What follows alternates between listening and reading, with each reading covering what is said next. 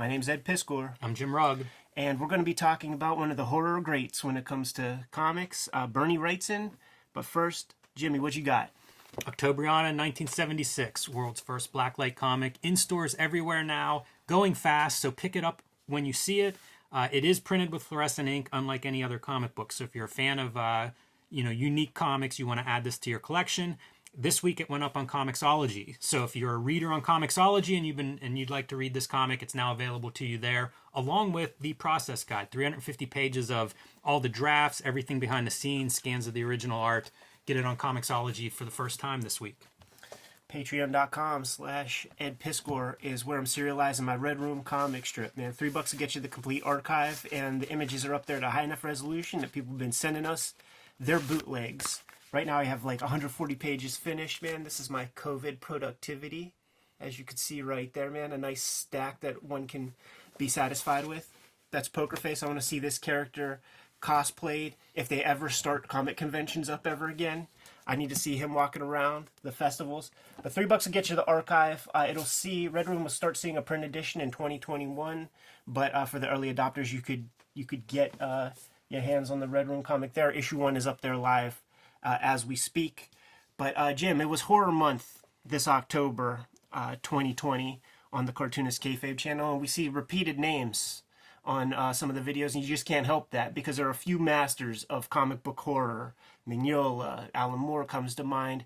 When it comes to pure illustration, Bernie Wrightson is probably like the first name that comes in a lot of people's minds. Yeah, synonymous with horror. Definitely, I think of his best work is probably from this era.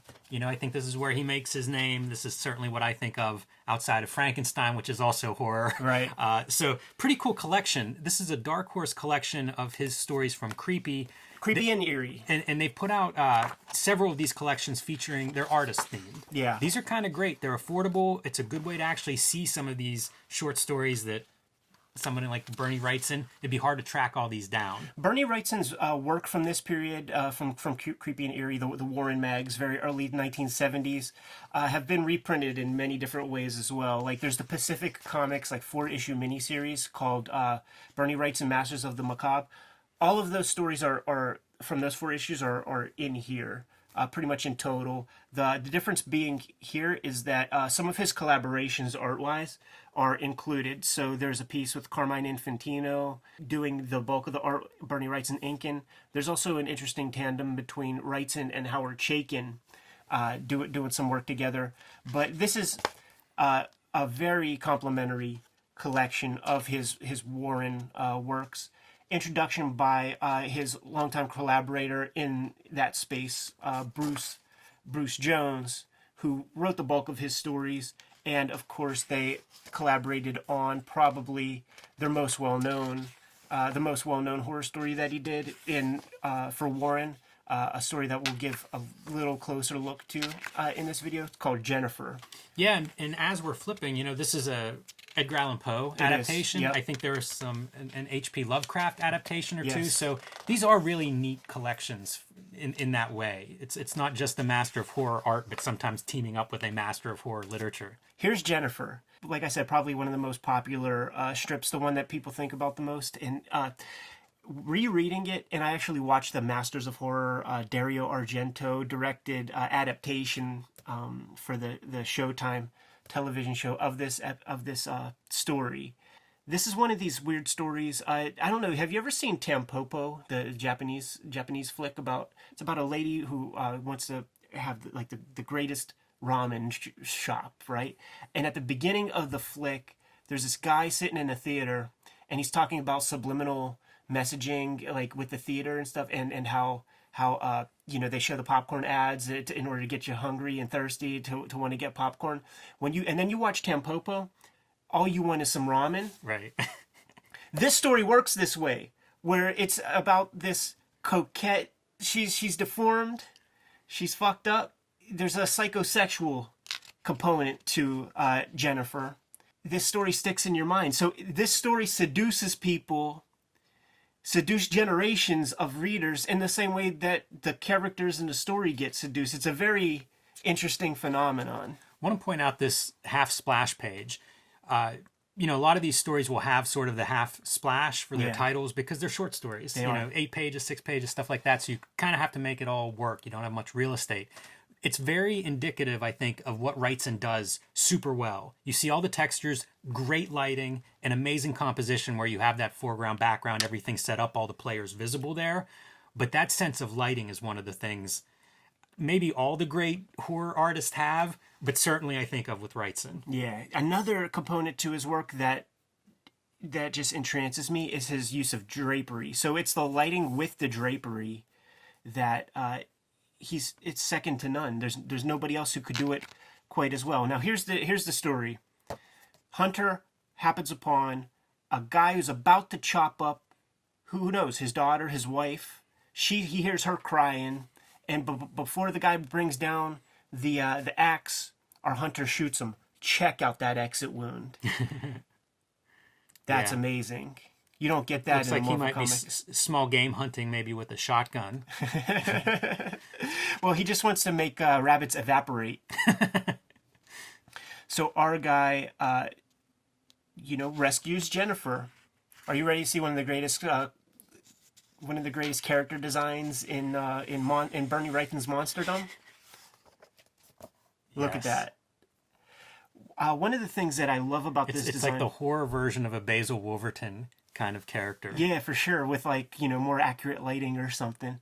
The design is important to me when it comes to this story because, as odd as it sounds, there's a real innocence to the design. It's the upturned eyebrow or something, and it's the shimmer on the eyes that almost evokes tears. Body language has something to do with it as well. But our hunter brings the girl home. She has nowhere to go. He doesn't want her to just be put into like an orphanage. Nobody will adopt her. And it just systematically destroys the family. Like the wife is like, get that thing out of this house. I can't deal with this anymore. And and he chooses her over the family. So now that the wife's out of the picture, this is where the sexual component factors in, but not before they find the cat eviscerated in the tub. There's a lot of bad stuff that's happening because of little Jenifer. Here's the seduction. You should see that in a TV show. They really spell that shit out, man. But you see, it's like she's kind of like just a pathetic person. Oh yeah, he's going to sell her to a freak show. But Jenifer trusts him, right? So he can't just deliver her to the freak because she'll smell a rat. So he's like paying the carnival guy, giving him his key to his house, and is like, just go break in it, or like, trust me, I won't press charges. When he comes home, he doesn't hear her, and he's like, oh man, I'm free. Opens up the fridge. Boom. You should see this on that TV show. Very good. I completely forgot about that television series. I remember whenever it was first on, and it's just out of my mind now. You can't get rid of her. You can't get rid of her, and it will end in the way that you would expect it to end, the same way as it began, but not before she gets one more body. Always looking so innocent though. Like, that's the thing. Like, it's the fucked up design. She looks innocent. She does this horrible shit, and then it ends the same way it started. Man, it keeps the cycle continues. It's incredible how strong Wrightson is at this stage. Yeah. It's not just the finishing or whatever. Like, that's what I always think of with him. But all these panel compositions are just striking. And they're so over the top. It's stagey. It's full of very melodrama. It's gothic. Bodies twist, anytime they're moving, it's like they're over twisting. All the lighting is just heightened to like a 10. Yeah. So that's the most popular story, but we could check out some of the other pieces here, man. This probably the Carmine Infantino or something. Neat to see him teamed up with somebody like that. Agreed. Wow. This is the Lovecraftian tale, and it's that old story. Oh. It's that old story of the Leviathan that this would be the cover to one of those Pacific comics. This is like the Frankenstein era kind of inking. You know, like we've seen washes in different media. That's a nice thing with these collections too. There's color stories, there's mixed media. Yeah. But this is full on like the ink master. Exactly, and I wanted to show it for that. This is like leading up to that Frankenstein artwork, and the idea of this one is that this guy's going to come to this town, is going to slay the dragon, right? Look at the water.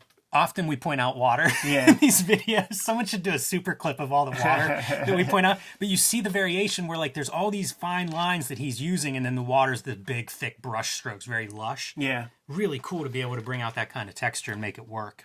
How about this one, Jimmy? In black and white line with no wash or anything like that. Draw Dawn. How do you do that? All these. Look at that. It's maddening. That's maddening stuff. Yeah, it's gorgeous. He's certainly exceptional. And look, the townspeople are like, you can't harm our dragon. All of these have their virtue. Oh no, this is the Lovecraft gimmick for sure. Look at that. Here's the Howard Chaykin story. Reuben Youngblood. Chaykin could come up with those names. Dominic Fortune. Cody Starbuck. Reuben Flagg. All right, man. This Muck Monster one, we'll close on this one because there's this like little storytelling piece that I think you would really appreciate, Jimmy, if you've never seen. So, look at this, man. Do you know if the colorist is his wife? On this one, I actually don't think so. This might have been premarital comics. It just says story and art by Bernie Wrightson. It's likely then all him. Yeah. I mention it because like that's so strong. You know, on a page with blues, like it's really amazing how much the light pops. This is that era of the Richard Corbin color Warren stuff too, so it feels like it's like trying to reach those levels. Going through this, that's what I think of is like, you know, these guys are all competing with each other. They're getting their comps and they're looking at him and being like, oh man, Corbin, I got to do better. Check this shit out though, man. Like he's chopping this dude up. He dissolves him in acid, right? And just is going to dump him down the sewer. But look at this, dude. The goop goes down a frickin' hillside, goes into a graveyard, seeps into the dirt, and reanimates the corpse. I have chill. It's incredible. It is, and the color really, really drives it home. Good use of color. Talk about proto Frankenstein as well, by the way. Well, I mean, you know, Muck Monster, right? This is Swamp Thing and Frankenstein, or this is the DNA for his highest, his apex. Check this out, man. Like Bruce Jones talks about this in the introduction. Bruce Jones brings Wrightson to the Warren offices and describes Warren as being like a taskmaster, never giving you any praise or anything like that. And Wrightson already finished a job. Like he got paid. Like he got commissioned and is just delivering a job. I think it was the Black Cat, but Warren hasn't seen it yet. And when they come into the office, Warren's like, Wrightson, I know your name, and like pulls out one of his, you know, creepy number 9, and is like, you're a hack. You do hack work. You do garbage. And then Wrightson's like, excuse me? Takes a look at that and is like, oh yeah, I was 16 when I drew that. and then throws down the Black Cat pages. And Warren's like, lurk. you have a home here any day, anytime, Bernie. And then back covers, all lush illustration. These are the comics. It's Bernie, right? When you see a DC House of Mystery comic from the 70s, or House of Secrets, or you see those Chamber of Chills comics or whatever from Marvel, it's because of the success of the creepy and eerie books. Look how great these hands are. Oh, straight out of the Ghastly Graham Ingalls School too, man. It's because of the success of those Warren books that those horror comics ever saw the light of day. And Bernie Wrightson was a huge contributing factor to the success of those. Look, A Christmas Story. Yeah, these are gorgeous. Yeah. Amazing artist. One of the horror greats in comics, and there are very few of them, surprisingly, of people who do consistent, great horror comic books. Especially from this time period. You know, horror comics in America had just fallen away after the Comics Code, so it's kind of these little specks of generations where you have the Warren magazines or something where there's a room for somebody that's really into horror to kind of like find their space and an audience and pay the bills. Yeah. Anyhow, had to do at least one more before the Halloween season goes away, and that's that. Good stuff, man. Kayfabers, like, follow, subscribe to the YouTube channel. Hit the bell. We'll notify you when the next vids are available. Octobrion is in stores now, and if you can't find it physically, you can get the digital version at Comixology. Patreon.com/EdPiskor is where you can find my serialization of Red Room. It'll see a print edition in 2021, but $3 will get you the complete archive, and issue 1 is up there as we speak. You can subscribe to the Cartoonist Kayfabe e-newsletter to keep up with everything we're doing. You can find Cartoonist Kayfabe merchandise and t-shirts at the links below this video. Jim, I gotta go study this lighting, man. I want to make a cool contribution to American horror comics. Give these guys their marching orders. Read more comics.